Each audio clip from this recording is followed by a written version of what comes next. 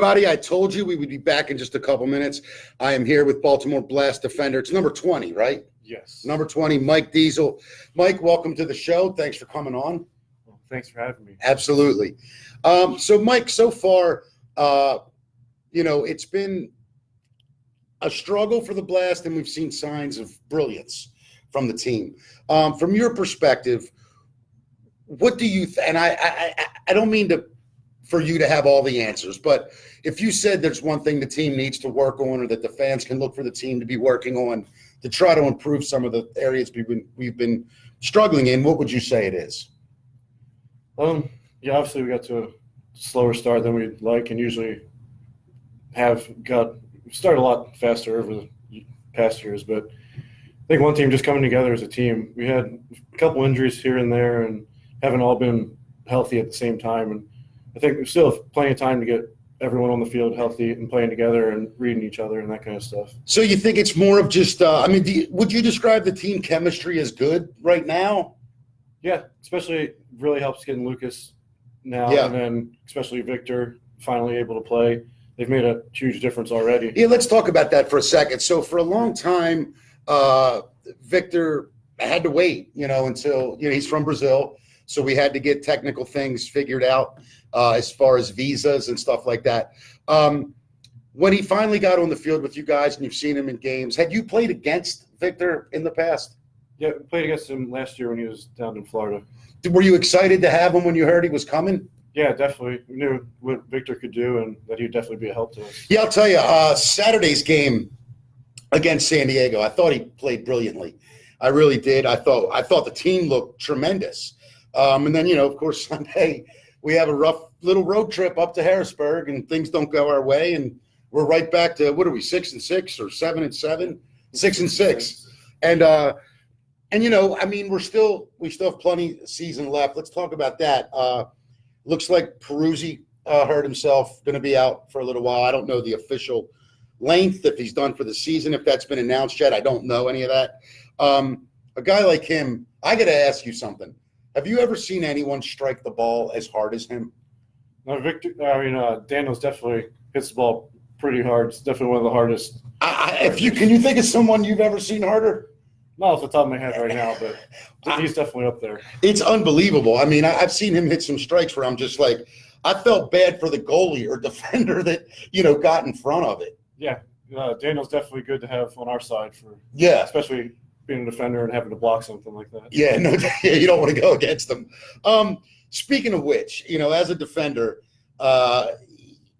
your job can be a little bit of the rougher part of the game, down battling in corners, stopping a lot of shots. But let's go back to the Sonora game where you took what I think might be the cheap shot of the year. And I'll say it so you don't have to. Martinez, and you're running side by side. He whips back and really just strikes you like a side punch. For those of us that were at the game, we saw the aftermath and what went down.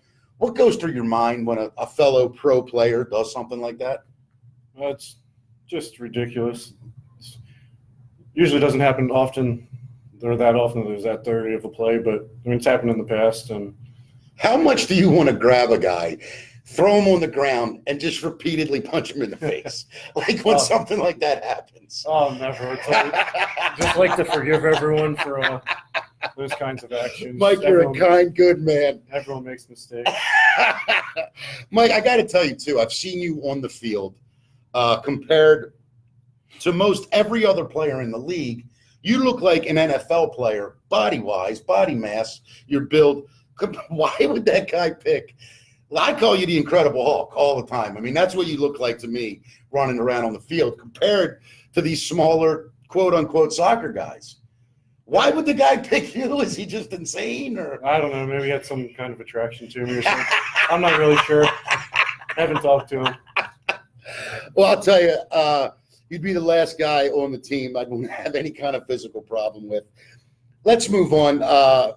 Coming up, I believe what's the date of that, Dan? February 8th is our first responders night.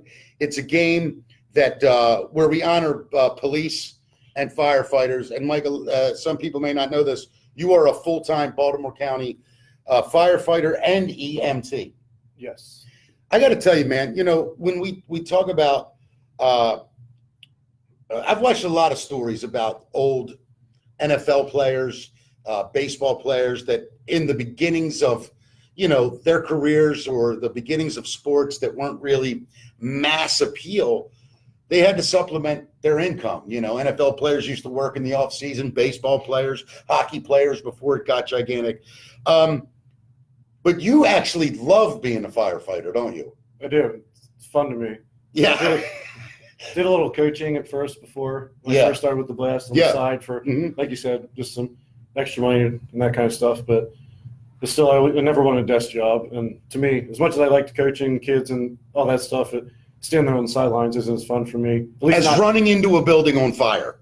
I guess so. I can't sit around that long. So I'll be honest. I've been very bored in my life at times, and I've never thought to myself, it would be fun if there was a building on fire and I ran right inside of it. But you get excited, right? I mean, you're excited to fight fires. Yeah, it's fun. Obviously, you don't want anybody's house ever burned down. Of course, no, but when you have to do it. It unfortunately does happen. Yeah. People have to do that. So, do your fellow firefighters rag you about being a pro athlete and stuff? Did they mess with you about it?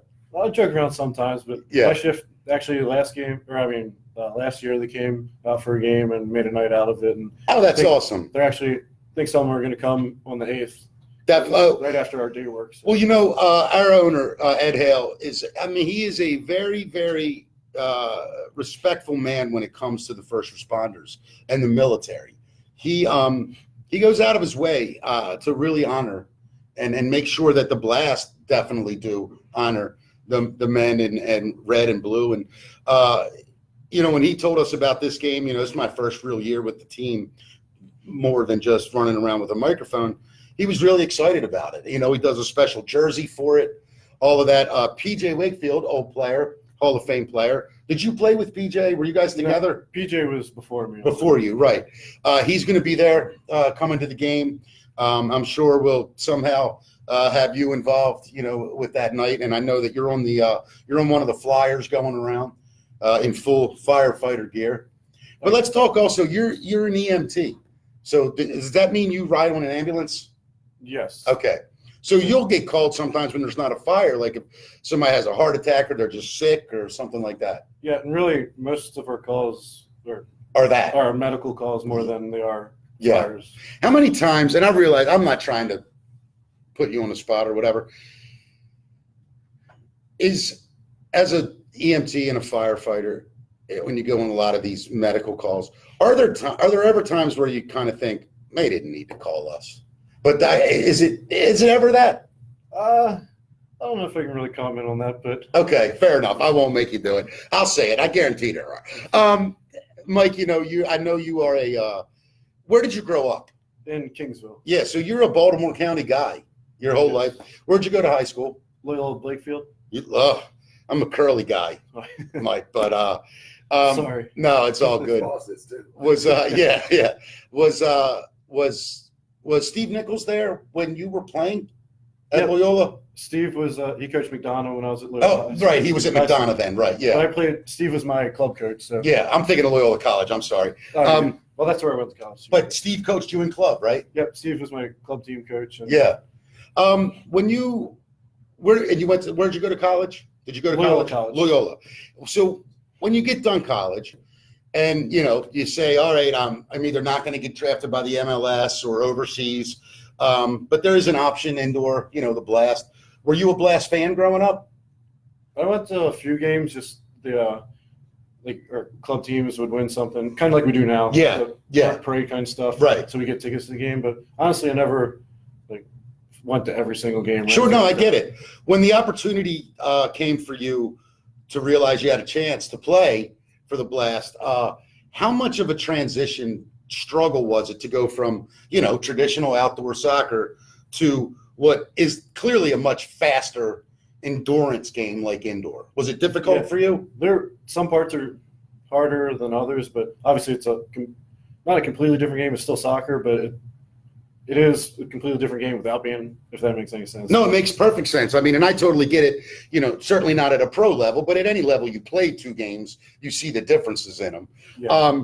One thing I think I've noticed, you were not a defender though prior to coming onto the Blast, right? No, I played defensive midfield for Right. outdoor, but Yeah. I wasn't technically a defender Right. until the indoor. Let me ask you this. So when you get there and you get in that league and you meet guys that grew up playing, Brazilian guys, especially with futsal experience, more indoor experience, did you feel like, wow, like these guys are on another level until you got acclimated? It's definitely, I think futsal, the Brazilian guys and all those guys who grew up playing futsal and that stuff, really, I don't want to speak for them because I didn't play futsal, but Sure. I feel like their transition would be a little easier. Yeah, I think so too, and I don't know anything. But at the same time, those guys play outdoor too, so Yeah. they still had to make the same transition. Yeah. But with a little extra help from futsal, and you can tell their skills that helped a lot too. What I've noticed from the Brazilian players, both on the Blast and throughout the league, their time with the ball seems to me to be perfect.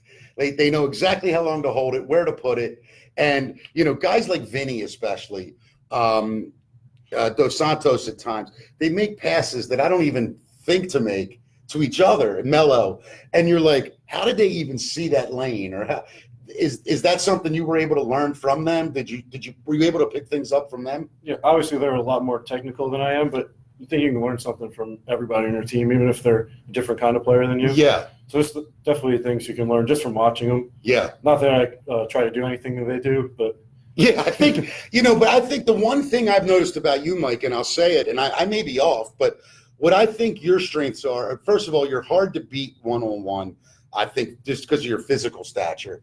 I think and I don't mean this the way it sounds, but you surprised me with your quickness and agility.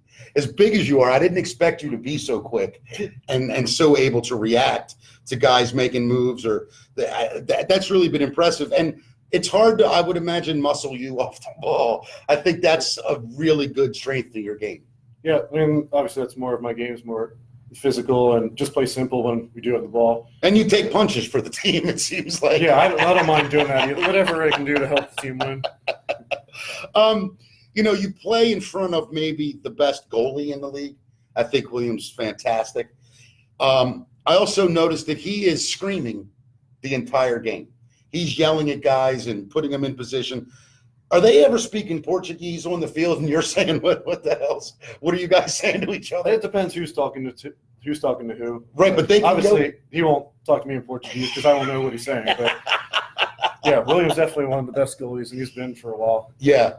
Are there times where you're, on the field, you're in a game, it feels like things aren't going right, and then all of a sudden something just clicks, and all of a sudden you guys are just flawless and you're putting 3 or 4 goals up in a row? Do you actually feel it in the moment?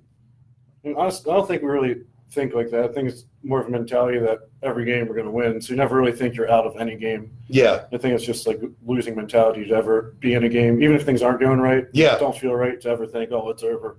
And at that point, you might as well just not even come. I'll tell you, one of the another great addition I think the Blast made is the left-footed defender. I can't say Schmerman, right? Schmerman? Let me just call him Rich. Rich, yeah. Rich, number 9, right? Number 9, Dan, is that right? Rich is easier to say. Yeah, Rich is much easier to say than Schmerman. But I think Rich is having a left-footed defender. I've noticed some things that we weren't seeing from the back end before with him, moving the ball both sides. Is he the only left-footed defender we have? Yeah, I think it's the only one, especially on free kicks too now. Yeah. Teams have to defend both sides more than they would have had to when we didn't really have a technically 100% left-footed player. So right, yeah. Definitely helps a lot. I also think he's good defensively. I think he's a good player, and he's been a great addition to the team. How are you doing physically? Like, you no injuries? No, just had some black eye. Oh yeah, I don't count that as injury. It's, badge of honor. But yeah, I haven't since had a little groin thing earlier in the season, and that's been fine for the last few weeks. So pretty good. It's our boss, Gianni. Like, he's like hiding in the hallway out there. I don't know if you can read that sign, but he's listening in his palatial office there because he's too good to do the show anymore. But he said that when he heard you went to Loyola Blakefield, he said that that's for girls because he's a curly guy. Yeah, that's just proves he went to curly. He's not that smart, and obviously doesn't know Loyola's an all-boys school. But Mike, let's go back. I mean, we grew up. I'm 100 years older than you, but the fact that we grew up in a city and really state now that's such an amazing soccer community. Your generation of guys had some incredible players, you being one of them, and all the guys before you. Do you think that the love that Baltimore has had for soccer for going on 70 years now, really, inspired you in any way? I think so. It's definitely been like I thought we had a lot of club teams when I was growing up. Yeah, which we did, but looking now, it's how much unbelievable. soccer is growing. I never would have even thought it. It's surprising. I mean, I don't know all the financial stuff and all that. It's millions of dollars right now. It's crazy. Why we don't have a MLS team. But, Mike, I have been saying this I think the MLS is 20-some years old now. And I've said it since year one. I thought that Baltimore would have been one of the most supportive cities in the country. I realize that D.C. is a bigger market from a dollar standpoint, but I still think that if we received an MLS team, we would be one of the best attended teams in the country. We might be getting a USL. Yeah, there is talks right now about a USL team. Yeah. And I think we would support it. I really do. Mike, how old are you? 30. Realistically, how many years do you think you want to play? I don't say how many years do you have left. How many years do you want to keep playing? I don't know. Right now, I'm just taking it 1 year at a time and see from there. Are you married? Engaged. Engaged. And what is your beautiful fiance's name? Alex. Alex. Got to meet her. Very lovely lady at that banquet. You don't have children right now, right? No, just dogs. Just dogs. How many dogs? One now. We had to put one down last night. Oh, last night? Yeah. Mike, I'm so sorry. I can't believe I asked that question. That's right. Getting back to good news, what dog do you have left, Mike? The Rottweiler. You have a Rottweiler. Yeah. It's safe to have a Rottweiler now because they went through their time as being the worst dogs in the world. Yeah. And then, they've been replaced by we all know what it is. Yeah. I'm not even allowed to say the word anymore. I get in trouble. Yeah. But every dog has their day. Every tough, big dog, strong dog is at one time the most evil dog on the planet. Yeah, people who don't know how to raise them or actually. Yeah, but that's train like them and kids stuff. too. You meet people that have great kids, and you meet people that have horrible, crappy kids. Yep. And you're right. Yeah, my Dan's one of them. His parents should have had dogs. Mike, when you look at your career, and clearly I'm assuming you want to, stay in the fire department and that's going to be your long-term family career and retire from there. Are you allowing yourself now to appreciate the time though of being a professional soccer? Do you think about it and are you able to enjoy it? Oh yeah, definitely look back over the years and even probably back to like high school and stuff and think about memories from there and college. Everyone's had something special. Yeah. Every place I've been. Is there one coach or former player that treated you bad that you thought, they would tell you you're not going to be good enough that you'd like to call out right now as a professional soccer player? Oh, no. Tell them they were wrong. No, actually, I haven't really had any coaches like that. If anything, it was teachers in middle school and elementary school saying, "Oh, you need to get your degree, Yeah. or else you won't be able to do anything." It's making a living right now, doing what I said I wanted to do. But Yeah, isn't that a great feeling? yeah, Doing things your way. yeah. I'm still doing things my way. Granted, I don't have anything, no money, no nothing, but I'm doing it my way, Mike. Mike, listen, nothing makes me happier than to know not only that you are committed to the community, but you're from the community. You grew up 12 minutes from where I live right now, 25 minutes from where I grew up. And to see you become such a dynamic athlete and the things you've accomplished now, a huge part of the blast for how many years now? This is 7. 7 years, and who knows what, like you said, who knows what the future holds. Clearly you're playing well enough to keep playing, I would imagine, as long as you want. It's really an honor to meet you and get to know you. And I'm really proud of you for what you've accomplished from being from here, man. Thank you. Appreciate it. Absolutely. Want to remind everybody else, February 8th is our first responder night. You can go to baltimoreblast.com for tickets. You can also call 410-73-BLAST. You save all the ticket charges. Ask for Dan Gill. He'll sell you the tickets directly. And I promise there's no hustle going on. Dan's a straight guy. You get your tickets when you buy them. Mike Deasel, everybody, number 20. If you make it out to CQ Arena, he'll be the guy that looks like the Incredible Hulk bounce, and other players will be bouncing off of him. Mike Deasel, thanks, buddy. Thanks a lot. All right, man. Guys, thanks. We'll be back in a couple of days with Coach Danny Kelly. Thanks for watching.